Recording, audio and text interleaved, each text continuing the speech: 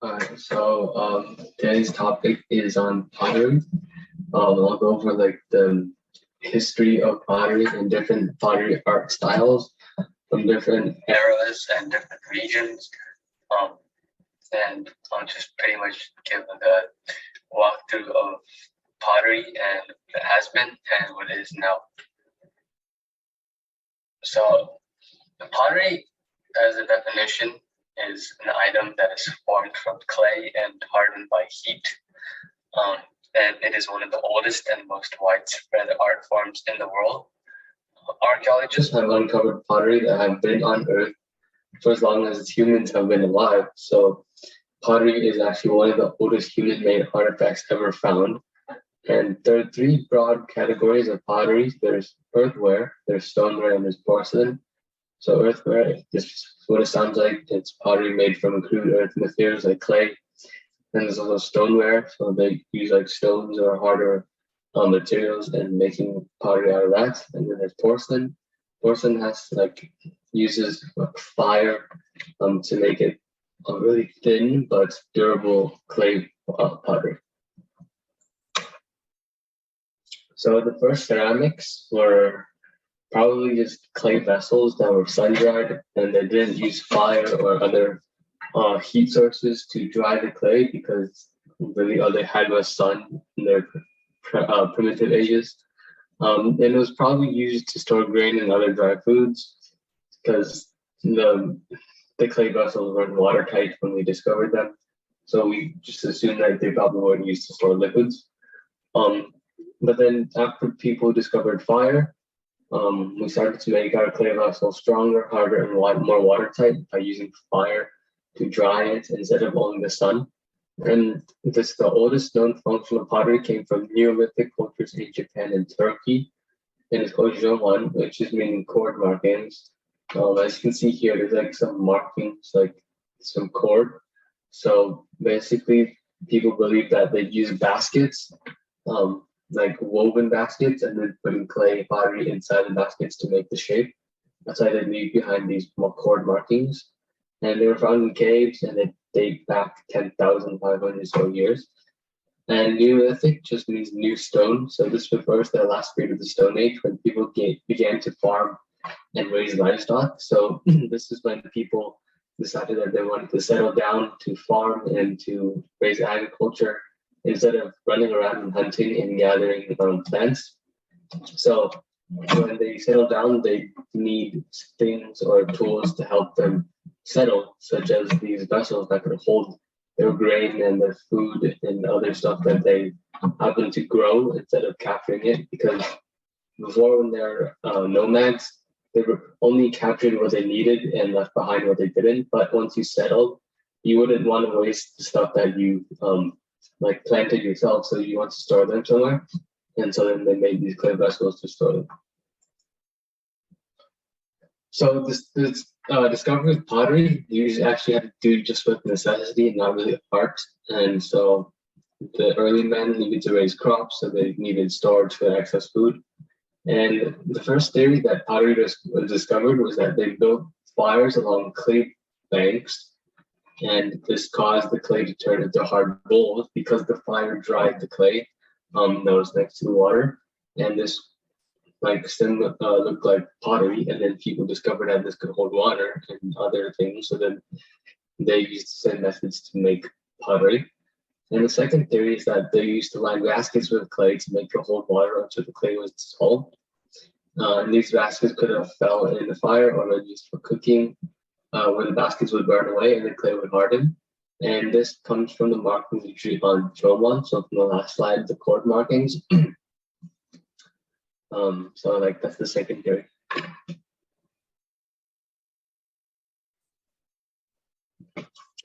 Then you have porcelain. So porcelain was first developed in China between the years 618 and 906 to withstand extreme temperatures of Chinese kilns, and they used different colored glazes. They used copper, which gave blue and green shades, and used cobalt, which created the traditional blue and white porcelain.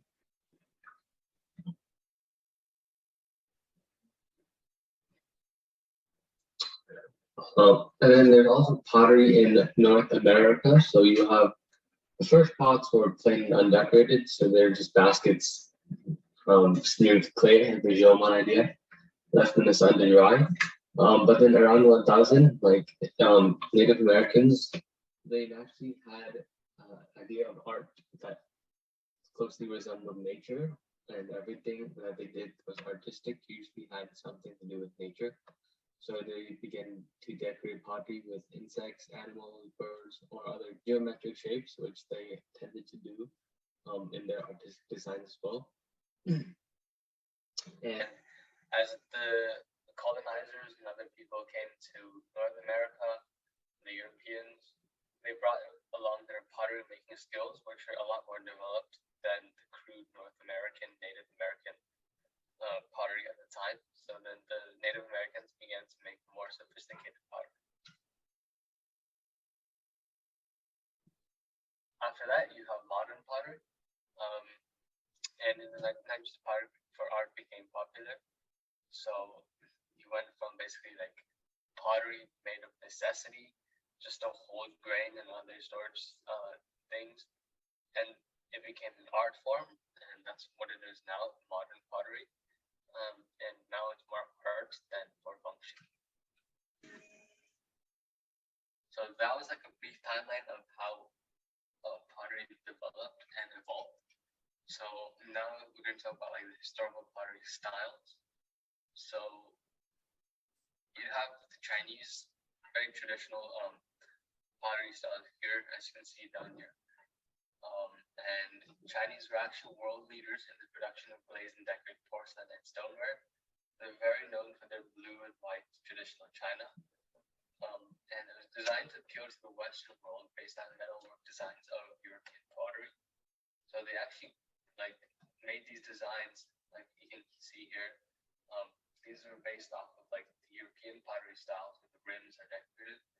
And is also influenced by Japanese imari ware because they imitated the blue, red, and gold. You can see here, there's about blue, red, and gold. And that they use these three simple colors to make their pottery designs. And then we have the Greek. So the Greek pottery is mainly just known for their use of human and animal figures to decorate their pottery. And it was designed painted in shiny black pigment on a reddish clay body. So it's usually just these two colors, black and red, or like reddish color. So Greek pottery just had these two tones with different organism designs, and it's very interesting color scheme. Like you don't really see this color scheme anywhere else, so it's very resemblance of the Greek art style.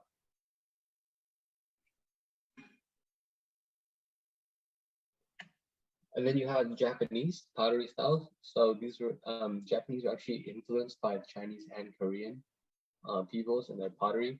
And imari is a popular art style, and this is dating from 1616. Early imari was blue and white only, like the Chinese porcelain, but they began to add color because Chinese porcelain was gaining popularity with color, so then they decided that they'd add even more colors to see what happens. And the common style was red and gold, which actually kind of imitated Chinese Ming porcelain. So like the the Chinese and the Japanese were influencing each other in their art styles. And the imari became so popular in the 1800s that Chinese English and Dutch imitated as well. So Japan actually had two like early pottery styles. One was imari, and there was raku. So raku is like more down to nature. So the Japanese people really connected with nature, and that was like one of their main philosophies was to live in nature and experience nature.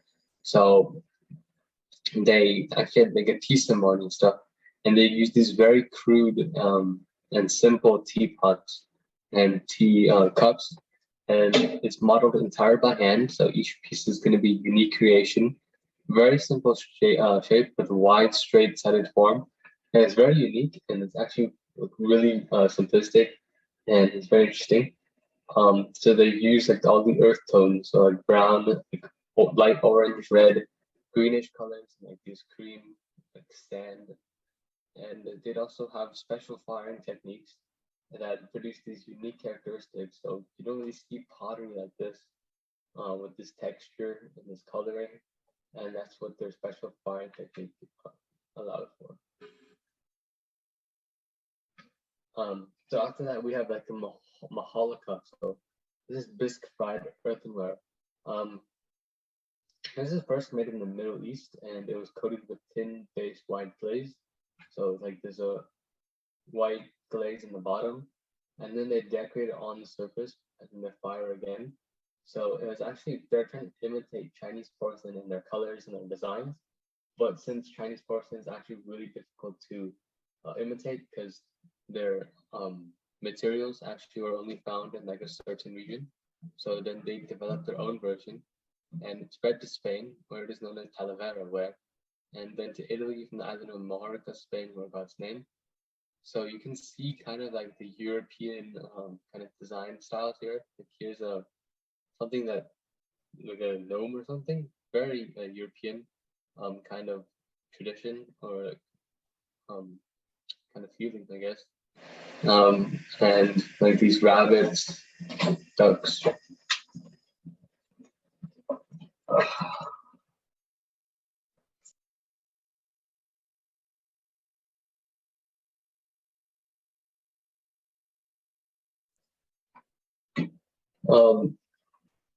And then you'd have like, which is like, it resembles very European, but it actually came from the Middle East. And then after that, you have all of these, everyone's trying to imitate the Chinese porcelain at one point because it became so popular and it earned so much money that everyone was just trying to imitate it. But as you can see, that it's not really resembling 100% because they tried their best and it looks similar, but it's actually still very different. So then it's called Delft. So this is decorated pottery, the imitated Chinese anamari, and is also using blue and white to try to make the effect. And they apply white tin-based glaze to earthenware, it's done in Mahalaka, then paint and fire. And it looks very similar to Ming porcelain, but it lacks like the reflective property and is much thicker. So Ming porcelain is very known for how thin it is and like how like the reflective like quality. But here, like you can see, it's a lot thicker and looks a lot heavier and stronger, and it looks less dull. I mean, more dull, like in this picture. Like it doesn't really reflect as well as like the Ming porcelain. And then you have the Della Rabia. So this is like named after a single person because he made like a very signature style of pottery. And Luca della Rabia was like a great Florentine sculptor in the 1400s, so it's the Renaissance era. And he created glazed terracotta sculptures with layering glaze that created interesting effects. So this looks really unique. Like you don't even see this in the world today. The color schemes and like this effect. It's very unique. So it's like named after a single person. And then after that, you have the English. So this is when the English became like interested in tea, and they got really interested in like the Chinese or Asian heritage and traditions of tea. So then they made their own pottery to make their own tea traditions, and they created pottery called Staffordshire. So this is famous English stoneware. As you can see, it's very different from the other porcelain, and clay. This is like stoneware. Like it looks really dull and like strong and heavy. And the abundance of coal and clay turned it into the industry by 1740. And the first products were lead glazed earthenware and unglazed or salt glazed stoneware.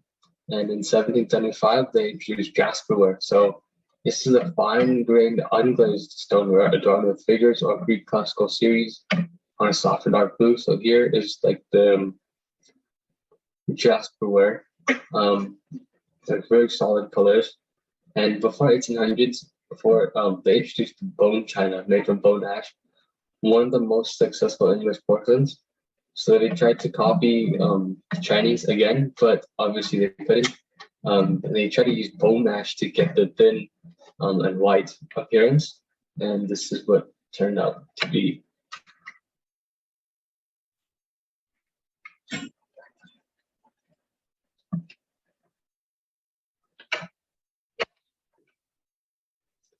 Yes, silvers. I don't know how to pronounce it, but this is a pottery sponsored by King Louis XV, and he sponsored a famous pottery in France to produce dinner services, urns, centerpieces, silverware.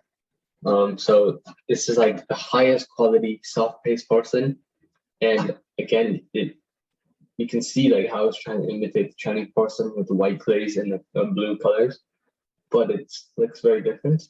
Um, and they use floral patterns and birds. It's very regal, so very, very like resemblance of like novelty and like rich and extravagant measures. And that's because it was sponsored by the king. So like circling back to American Indian pottery, they use their geometric patterns and also like the animal patterns. And American Indian pottery, they haven't really changed their culture, and they've been straight to their ideals and like their artistic values since their beginning. And it still looks like this to this day. So again, like these animal figures mixed with like geometry, like symmetrical figures, and it's very, very detailed, but also very artistic.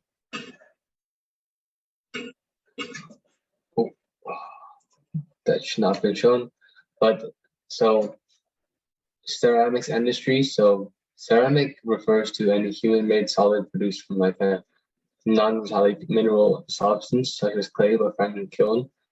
So ceramics these days have been more popular with all of our plates, dishes, cups, and whatnot. It's all like it's industry pretty much. It's like pottery has become like like a necessity to like an art form, and now it's like a market niche. So like it's just how companies earn money too. So ceramic industry would produce bricks, sewer pipes, floor and wall tiles, electrical, porcelain, glass, abrasives, engine components, superconductors, rocket nose cones, and cements. So ceramics are actually used in a lot of places. So therefore, there's a lot of money to earn, and there's actually a lot of new technologies with ceramics that keep on producing different kinds of ceramics, such as the ones that they put in rocket nose cones. So like you think that ceramics, such a crude thing, wouldn't be used on such a technologically advanced piece of engineering, such as a rocket, but they actually use ceramics to make the rocket nose cone because of how tolerant of heat it is. So when they exit the atmosphere, it actually stays intact. They use it in engine components, superconductors, all these other things, because ceramic is really durable and it can survive really high temperatures. And so it's very versatile, very strong. It's actually pretty cheap to produce as well. So ceramics helps decrease pollution as well, because ceramic parts in the cars help change harmful exhaust fumes into ordinary carbon dioxide and water. So without ceramics, we'd actually not be able to be as green as we are today, and be a lot more polluted with all of our cars and everything. And also another benefit of having ceramics in your car, besides their eco-friendly properties, are also their lightweight and heat and wear resistant. Very, very durable and lightweight at the same time. Ceramics is also used in surgery and medicine and whatnot. They like use it to replace human hips, knees, teeth, and heart valves. So very durable, very versatile, and like a heart valve, like it can. That sounds like a very delicate thing, but ceramics can still be used to help develop heart valves.